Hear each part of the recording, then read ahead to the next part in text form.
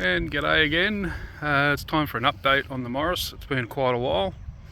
Have been a little bit busy on it. I've recently replaced the front blinker lights. That one was faded and horrible. Replaced the grille. I've taken the thermo fan off the front there, which was poking out through the front of the grille, and I've hidden it behind the grille. I pushed the radiator back a little bit to allow that. Found a front bumper bar on Facebook, which I've replaced that. What else have I done? Gave it a polish. Got some nice wheels on it. Really happy with the wheels. They are mini lights, or mini light replicas. 14 by 6. Really happy with the way it sits. When I got the car, it was very low in the rear, so I've put a set of standard springs back in it. It's probably sitting a little bit high, but not too bad. Doesn't look too out of place. Still looking for a rear bumper bar to go on it. I bought one, but it's just too far gone.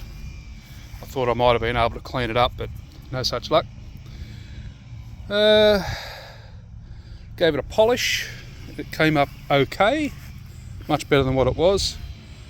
What else have I done?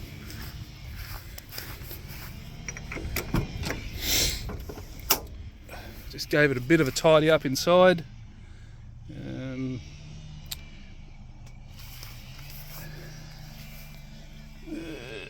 Out the back here.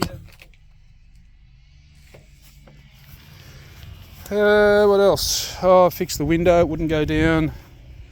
A few other electrical gremlins that are in it. Still got a lot of electrical issues, but good enough to pass a roadworthy. And that's about it. Really happy with it so far. It's just a bit of cheap fun, and yeah, really enjoying it. So in a couple of weeks I'll be taking it down to Eastern Creek for a track day, and I'll expect to be the slowest car there, but I don't care. And yeah, that's the update. So when something exciting happens, I'll let you know. Thanks guys, see ya.